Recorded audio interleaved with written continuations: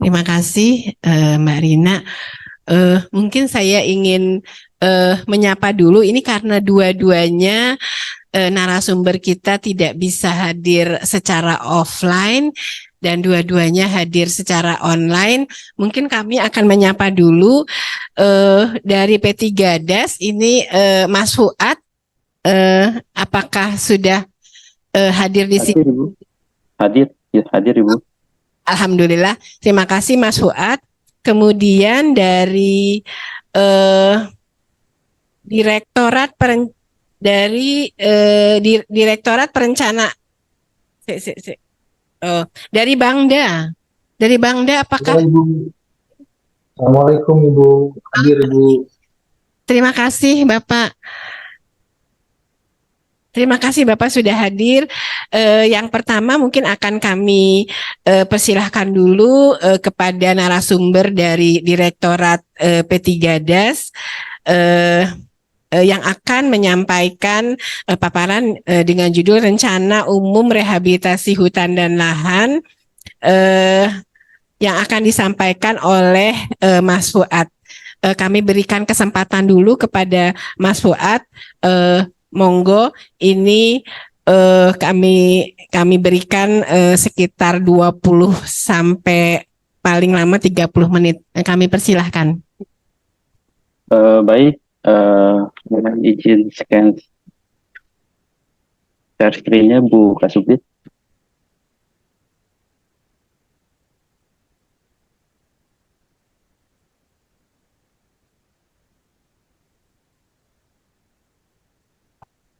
Baik, Assalamualaikum warahmatullahi wabarakatuh.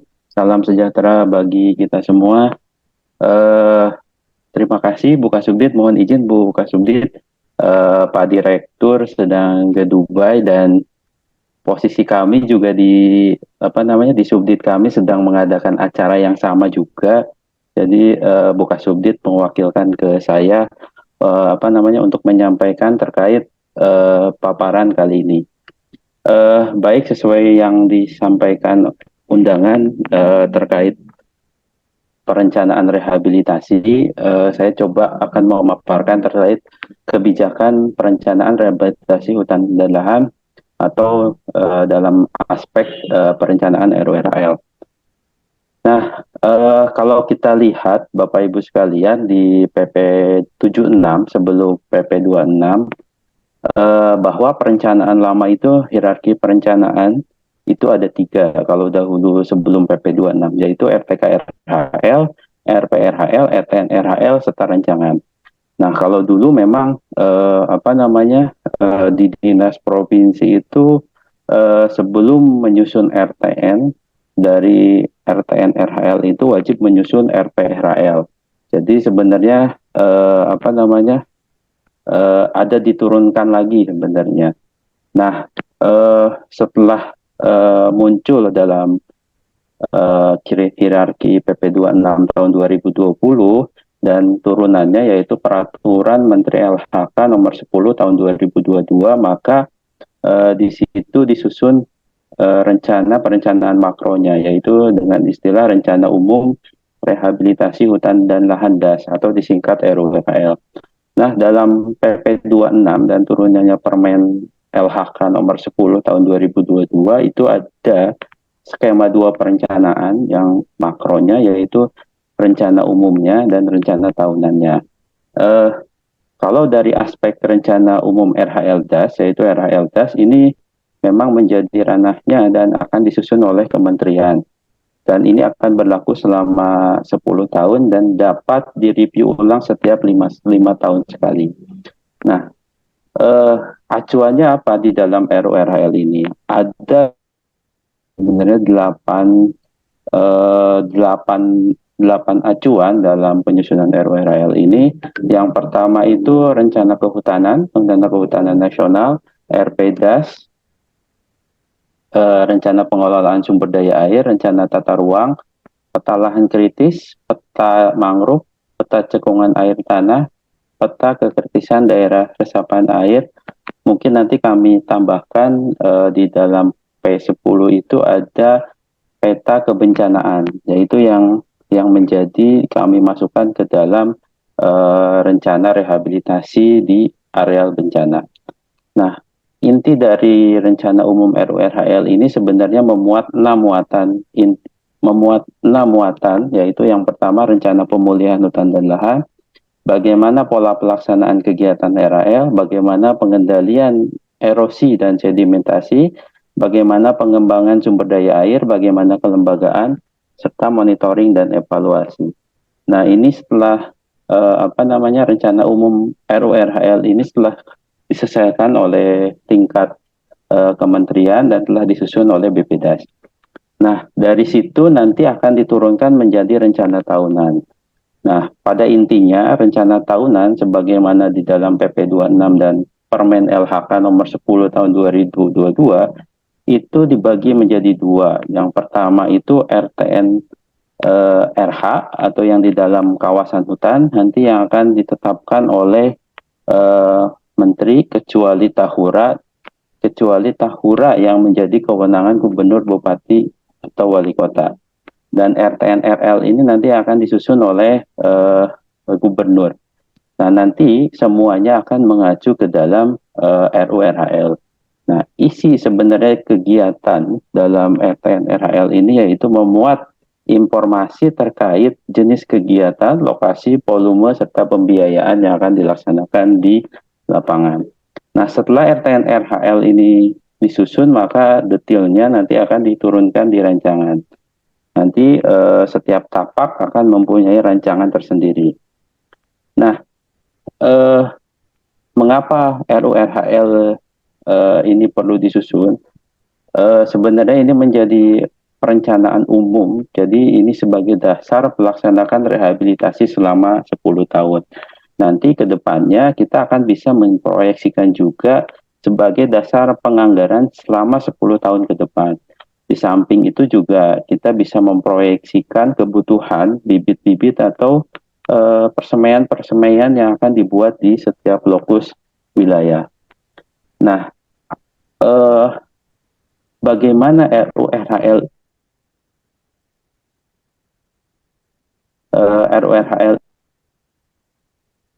ini tidak hanya lahan kritis, tapi kita akan berbicara juga terkait bagaimana pemulihan das rawan bencana, nanti akan berbicara juga pemulihan di DTA waduk atau sepadan sungai, danau, juga akan juga pemulihan pada areal bekas terbakar.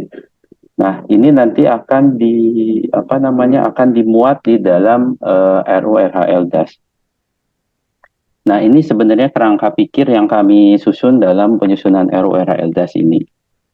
Tadi sudah disampaikan di awal bahwa perencanaan makro ini kami yang ada di tingkat kementerian, kami coba rumuskan menjadi beberapa perumusan masalah, terus kami detilkan menjadi apa yang akan kita rehabilitasi terkait bagaimana rencana pemulihannya, bagaimana pola pelaksanaan kegiatan RAL-nya, bagaimana pengendalian erosi dan sedimentasinya, bagaimana pengembangan sumber daya air, kelembagaan, serta monitoring dan evaluasi. Nah, itu disusun dalam RURHL DAS.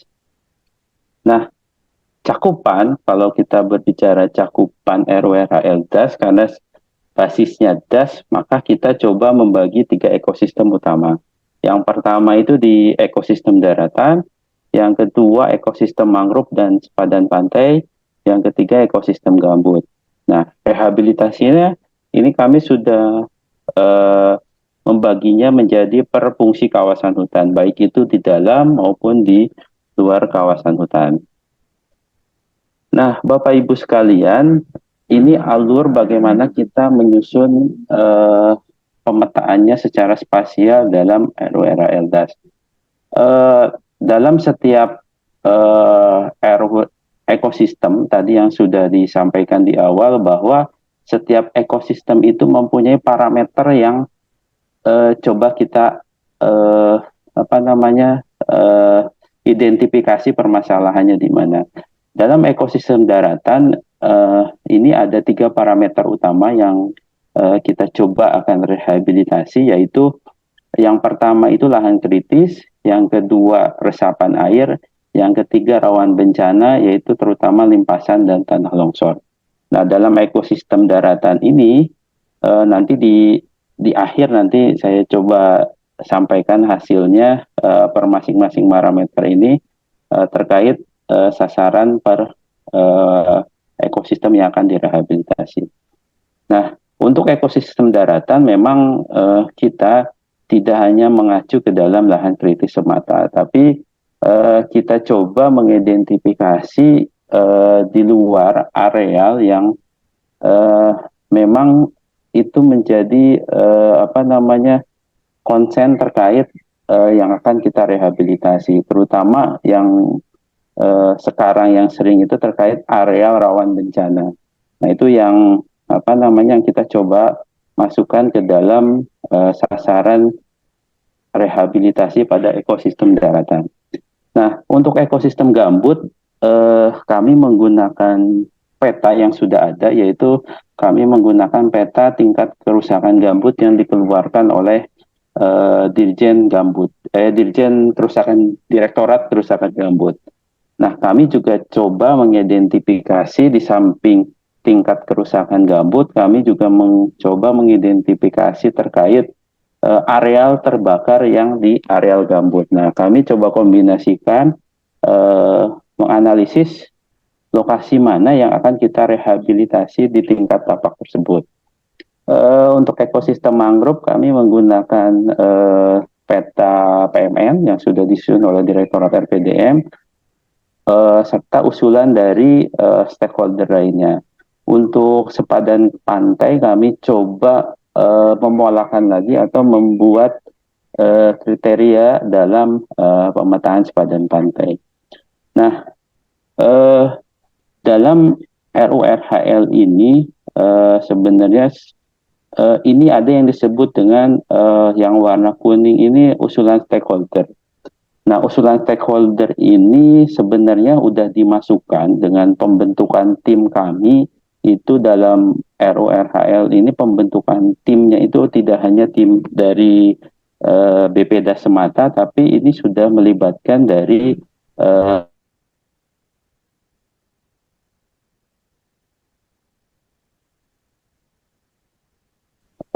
KSDAE atau yang mempunyai kawasan lainnya. Nah, ini diharapkan maka akan terjadi sinkronisasi. Jadi ada keterpaduan antara RHL yang akan dilaksanakan itu terdapat dalam satu perencanaan makro yang sama. Nah, ini Bapak Ibu sekalian, ini tingkat detailnya terkait ekosistem masing. Ini plot detailnya mungkin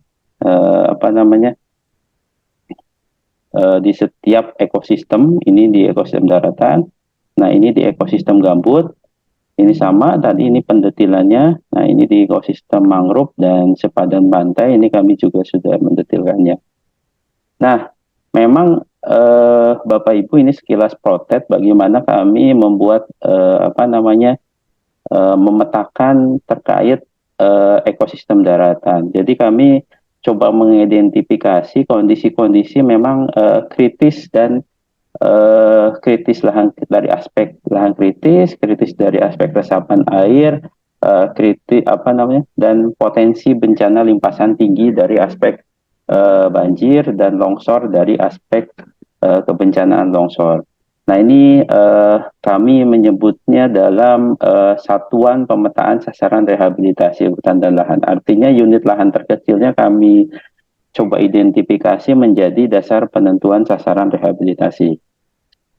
Nah, dalam RURHL ini, Bapak Ibu sekalian, yang akan kita rehabilitasi ini kami coba juga memolakan terkait pola-pola yang akan dilaksanakan atau bisa diinventarisasi di dalam RURHL.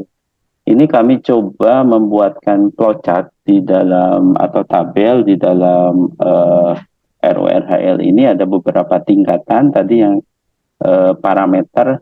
Nah, ini di masing-masing tingkatan ini kami coba memolakan terkait pola-pola rehabilitasi yang dilaksanakan di masing-masing parameter ini. Nah, nanti di spasialnya Bapak Ibu sekalian bisa melihat terkait rekomendasi teknik di masing-masing ekosistem. Ini untuk aspek vegetatifnya. Nah, di samping itu juga ini kami coba mengidentifikasi lokasi-lokasi yang bisa dipenerapan dalam aspek sipil teknisnya. Ini kami coba mengidentifikasi mengidentifikasi lokasi-lokasi di dalam RURHL ini jenis bangunan konservasi tanah yang bisa diterapkan di dalam RURHL ini. Nah, Bapak Ibu sekalian, memang RURHL ini nanti sudah disusun oleh tingkat kami di kementerian dan itu sudah disahkan per bulan Desember tahun 2022 kemarin. Nah, nanti akan diturunkan menjadi RTN-RH dan RTN-RL. Nanti yang menjadi ranahnya kawasan hutan nanti yang meliputi hutan hak konservasi, lindung, dan produksi yang tidak diberi hak pengelolaan atau izin pemanfaatan itu menjadi kewenangannya menteri.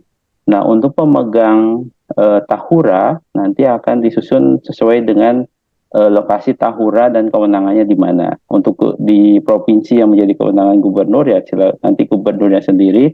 Untuk bupati atau wali kota nanti akan menyusun bupati atau wali kota. Untuk pemegang izin juga akan menyusun tersendiri terkait RTN-RH-nya. Nah, untuk RTN-RL ini nanti khusus akan disusun oleh gubernur nanti. Bapak Ibu sekalian, nah ini tahapan pengumpulan penyusunan dalam RURHL ini. Nah, tahapan-tahapan ini udah dilaksanakan oleh tim di tingkat-tingkat UPT. Jadi tim ini tidak hanya terdiri dari unsur BPDAS, tapi tim ini telah terdiri dari pemangku pengelolaan kawasan hutan, dinas provinsi, dan kabupaten atau perguruan tinggi. Jadi diharapkan ini menjadi perencanaan keseluruhan. Artinya rehabilitasi hutan dan lahan tidak keluar dari RURHL yang telah ditetapkan. Bapak Ibu sekalian, nah inti dari RURHL ini tadi sudah disampaikan ada 6 inti RURHL. Yang pertama muatannya terkait rencana pemulihan hutan dan lahan. Ini kita akan berbicara terkait lokasi penanaman RHL-nya di mana, dan luas penanamannya seperti apa. Untuk pola pelaksanaan nanti kita akan berbicara terkait di dalam dan di luar juga, nanti terkait reboisasinya seperti apa, terus penghijauannya seperti apa nanti.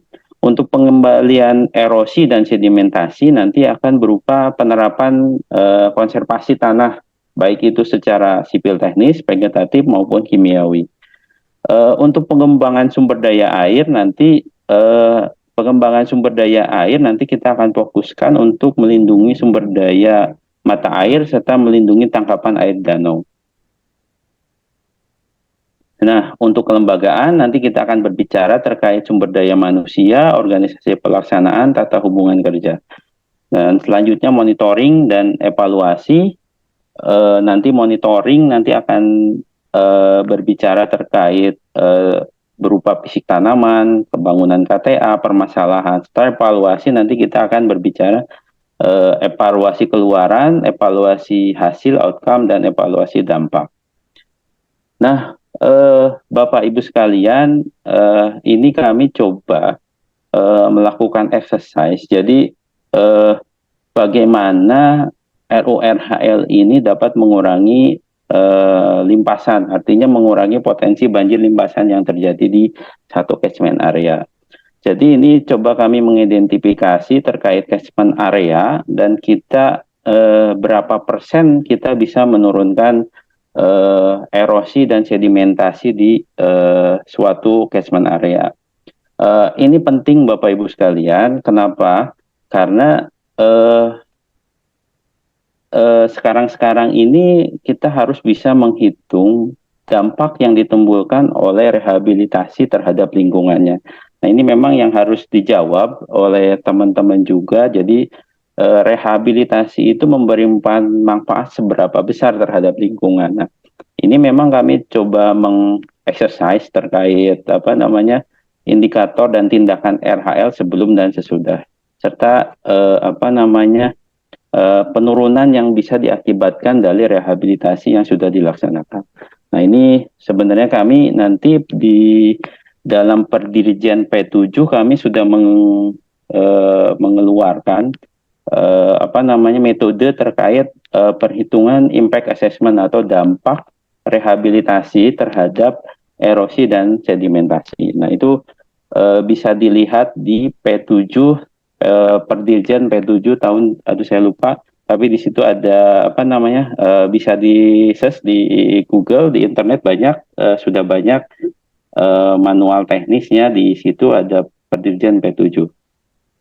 Nah, di dalam RURHL ini Bapak Ibu sekalian, kami sudah menyusun semacam smart RURHL DAS.